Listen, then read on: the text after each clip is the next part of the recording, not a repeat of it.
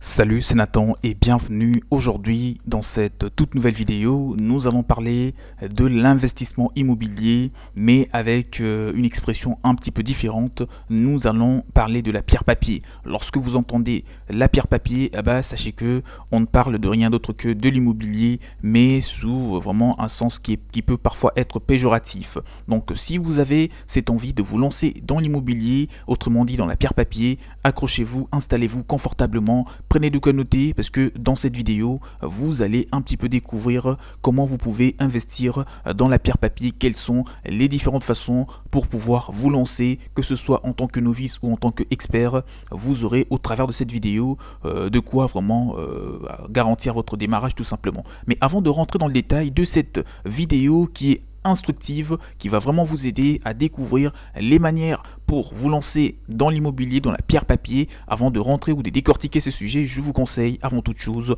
de vous abonner à la chaîne, activez maintenant la cloche de notification que vous êtes en train de voir juste là en dessous de cette vidéo parce que cela vous permettra de recevoir très rapidement les prochains contenus qui seront publiés, que ce soit sur l'immobilier ou sur d'autres vraiment types d'investissements. Vous serez alerté et cela va vous apporter davantage des connaissances sur différents domaines. Et si vous êtes intéressé par la formation, si vous avez compris que vous devez vous former au préalable afin de réussir tout type d'investissement immobilier, sachez que c'est une très bonne chose et pour cela je vous invite massivement à me contacter. Mon mail vous le trouverez en dessous dans la description de la vidéo pour tout contact parce que je vous ai mis à disposition plusieurs formations. Il y a une grande équipe qui peut vous accompagner où que vous soyez dans le but de vous orienter à acheter un bon bien immobilier qui sera rentable. Et il y a aussi un guide PDF qui vous réunit toutes les stratégies, tous les conseils qui sont vraiment méconnus du grand public et qui sont pourtant vraiment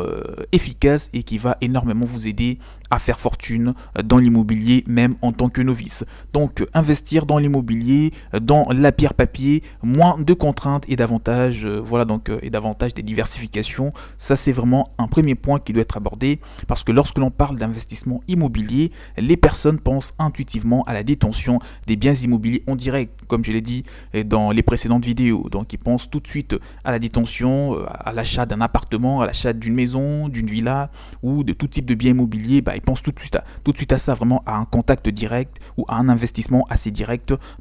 Et pourtant ça peut vraiment aller bien au-delà de cela. Investir dans l'immobilier ne se résume pas que de se constituer d'un apport, de faire une demande, de constituer aussi un dossier pour faire une demande de prêt immobilier et d'être par la suite en mesure d'acheter un bien immobilier, bien que c'est bel et bien vrai, c'est un effet de levier, c'est quelque chose qui est appliqué par des personnes, mais vous pouvez aussi investir dans l'immobilier au travers d'autres façons, d'autres manières qui peuvent aussi être tout aussi rentables et efficaces que le classique. C'est comme ça, voilà qu'on peut vraiment l'appeler.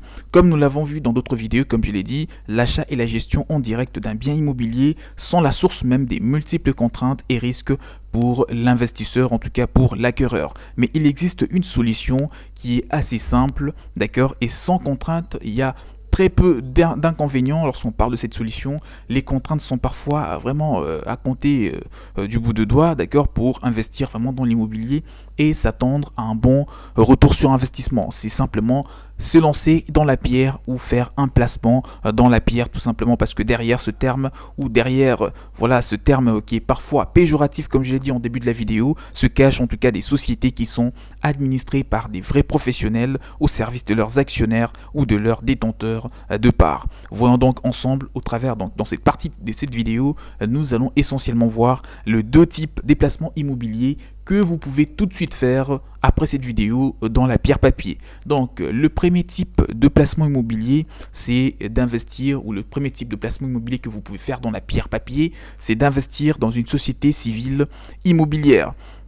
Donc c'est quoi une société civile immobilière? C'est une personne morale, d'accord, qui réunit des personnes physiques comme toi, comme moi, comme n'importe qui a suffisamment de quoi se lancer dans l'immobilier, d'accord, afin de constituer un apport, par exemple, pour acheter un immeuble, pour acheter, voilà, donc de biens immobiliers, investir dans une copropriété, etc., acheter vraiment un lot de biens immobiliers. C'est vraiment dans ce sens-là. Donc, c'est une personne morale. Vous allez investir en tant que personne morale. Vous allez vous réunir en 3 à 4, à 5, à 10, à 20, tout ce que vous voulez, dans le but d'avoir suffisamment d'apports pour acheter vraiment de biens immobiliers des grandes envergures et de s'attendre à un gros retour sur investissement. Donc, la première façon d'investir dans la pierre papier, parce que lorsque l'on parle de la pierre papier, la pierre fait donc référence à l'immobilier et papier fait référence à tout ce qui est administration, à tout ce qui est paperasse, d'accord. C'est vraiment ce qui constitue ces termes de pierre papier. Donc, une société civile immobilière sont des sociétés civiles des placements immobiliers, c'est comme ça qu'on l'appelle. Donc, SCPI, société civile des placements immobiliers, ça c'est la première façon pour vous lancer dans la pierre papier. Ces sociétés sont gérées par des professionnels de l'immobilier, notamment pour l'achat, pour la vente, pour la gestion locative, pour les redéploiements du parc foncier en fonction des opportunités, etc., etc. en tout cas. Et tous les épargnants peuvent donc devenir associés d'une société civile des placements immobiliers pour percevoir des loyers avec le choix entre donc une centaine de sociétés civiles de placements immobiliers. Ainsi, on trouve donc une société civile de placement immobilier, autrement dit une SCPI, qui est spécialisée dans l'immobilier de bureau, dans les commerces, dans le résidentiel, par exemple, dans les entrepôts, etc. Vraiment, ça dépend du type de bien immobilier dans lequel vous souhaitez vous baser, d'accord. Vous pouvez par exemple créer une société civile ou voilà une société civile de placement immobilier dans le but d'investir uniquement dans les bureaux ou dans les magasins, tout comme vous pouvez investir dans les entrepôts qui est rentable aussi, dans les maisons, dans les appartements. Ça dépendra vraiment de votre façon de voir les choses, comme voilà, donc comme nous montrent en tout cas certaines pratiques, certaines personnes qui sont assez expérimentées. Premier point d'accord qui doit être vraiment retenu, et qu'il est possible de souscrire à une société civile de placement immobilier à crédit. Donc vous pouvez le faire à crédit, c'est quelque chose qui est possible dans plusieurs pays, c'est une option qui est très intéressante dans le contexte de taux qui est assez bas que l'on connaît actuellement. Ça c'est le premier point. Le rendement d'une société civile de placement immobilier est de l'ordre de 4,5% par an. En termes de retour sur investissement, c'est vraiment de cela que vous devez vous attendre parce que vous investissez dans des biens immobiliers à plusieurs. En plus de ce rendement, il faut savoir que la valeur de part d'une société civile de placement immobilier est régulièrement révalorisée. Donc ça peut monter et la rentabilité peut, voilà, vous pouvez démarrer à 4,5% par an, mais très rapidement atteindre le 10%. Ça dépendra de personnes avec qui vous êtes en train d'investir et surtout de ce que vous aussi vous apportez pour acheter des biens immobiliers. Concrètement, le gestionnaire en tout cas réactualise la valeur des parts dès lors que la différence entre la valeur de la part et la valeur estimée du parc foncier excède un certain seuil. Ça c'est la première façon avec laquelle vous pouvez vous lancer dans la pierre papier. Et la deuxième, c'est d'investir, où vous pouvez vous lancer en investissant dans des sociétés d'investissement immobilier cotées. Donc la première, retenez bien, vous pouvez vous lancer dans la pierre papier, dans l'immobilier. Voilà donc sur le côté administration, dans l'immobilier par exemple, on va dire avec une personne morale, vous pouvez investir dans une société civile de placement immobilier, ça c'est de 1. Et de 2, vous pouvez vous lancer par le biais d'une société d'investissement immobilier cotée. D'accord, ça c'est la deuxième façon pour vous lancer dans la pierre papier. Leurs avantages sont assez multiples, comme je l'ai dit aussi dans d'autres vidéos.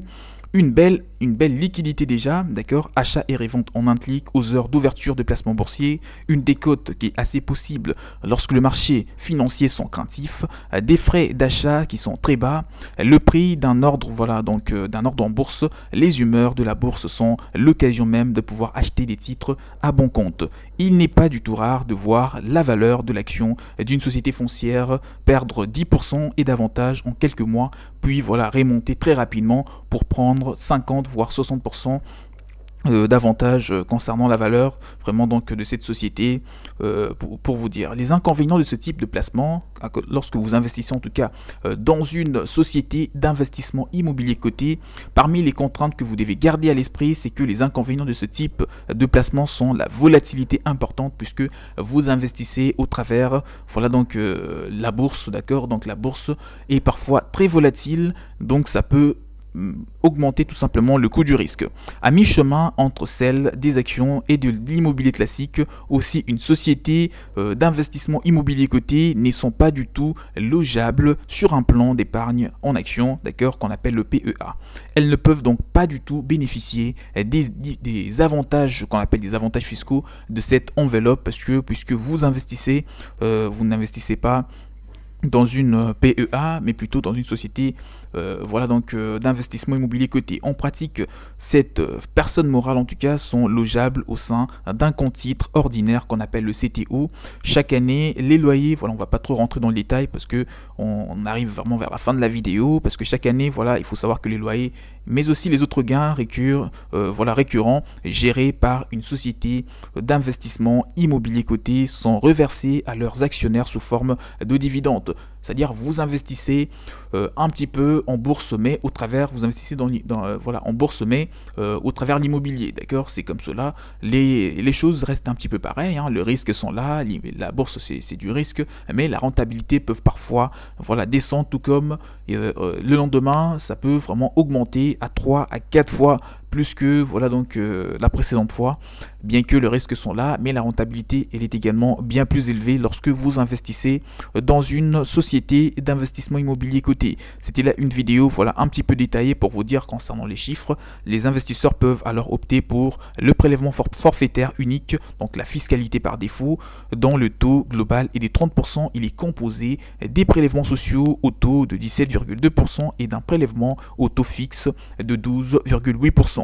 Les personnes faiblement imposées auront donc, quant à elles, intérêt à opter pour le barème de l'impôt sur le revenu. Donc ce mécanisme est plutôt favorable si votre taux marginal est à la base faible. Donc si le taux marginal d'imposition est faible, vous pouvez donc bénéficier en tout cas de ce barème d'impôt. Voilà, c'était là une vidéo sur les deux différentes possibilités qui s'offrent à vous lorsque vous voulez investir dans l'immobilier, mais n'est pas forcément être là le propriétaire en train de tout gérer. Si vous voulez investir au travers d'une personne morale, au travers d'autres alternatives, vous pouvez soit par exemple acheter un bien immobilier en tant que société civile de placement immobilier ou en tant que société d'investissement immobilier coté. Dites-moi dans le commentaire si vous avez des questions, si vous avez des suggestions et surtout si vous voulez vous former afin de savoir comment vous pouvez vous lancer avec au travers ces deux différentes possibilités pour investir dans la pierre papier. Si vous êtes intéressé par tout cela et que vous voulez réussir vraiment avec ce type d'investissement immobilier, vous pouvez me contacter. Mon mail c'est dans la description de la vidéo pour vous faire bénéficier des formations et d'un accompagnement dédié. Et je vous invite à activer massivement la cloche de notification, activer la cloche de notification en dessous de la vidéo pour ne rien rater sur le prochain contenu. On se dit donc à la prochaine, prenez bien soin de vous, ciao ciao.